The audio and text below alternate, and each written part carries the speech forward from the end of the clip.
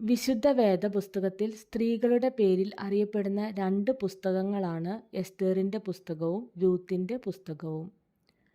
Ruth മോവാബിയ സ്ത്രീയാണ്, എന്നാൽ എസ്തേർ യഹൂദ സ്ത്രീയാണ്.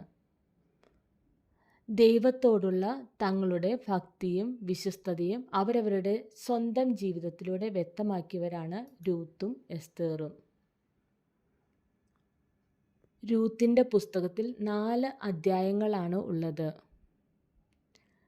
ദൈവം ഒരുക്കിയ രക്ഷാകര ചരിത്രത്തിലും യേശുവിൻ്റെ വംശാവലിയിലും പേര് ചേർക്കപ്പെട്ടവളാണ് രൂത്ത്.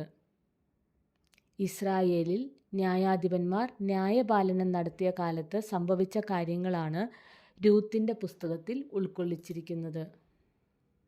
ഇനി എസ്തേറിൻ്റെ പുസ്തകത്തിൽ 10 അധ്യായങ്ങളുണ്ട്. ജൂതന്മാരുടെ പുരീം ഉത്സവത്തിൻ്റെ കേന്ദ്ര ബിന്ദുവാണ് എസ്തേറിൻ്റെ പുസ്തകം. എബ്രായ ബൈബിളിൽ ദൈവത്തെക്കുറിച്ച് വ്യക്തമായി പരാമർശിക്കാത്ത ഒരു പുസ്തകം കൂടിയാണ് എസ്തേറിൻ്റെ പുസ്തകം. എബ്രായ വേദപുസ്തകത്തിലും ക്രൈസ്തവരുടെ പഴയ നിയമത്തിലും കാണുന്ന ഗ്രന്ഥങ്ങളിൽ ഒന്നാണ് എസ്തേറിൻ്റെ പുസ്തകം.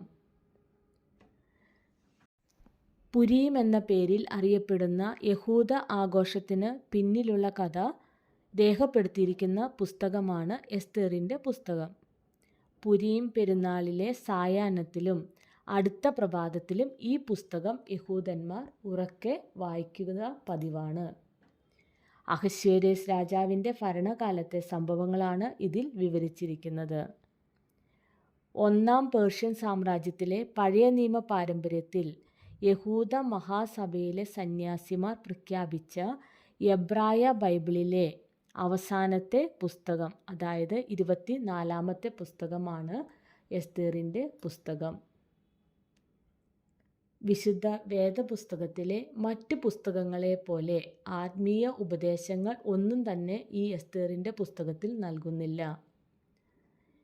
എസ്തേറിൻ്റെ പുസ്തകത്തിലെ കാതലായ തത്വം നിന്റെ സഹോദരനെ സ്നേഹിക്കുക, നിന്റെ ശത്രുവിനെ ദ്വേഷിക്കുക എന്നുള്ളതാണ്.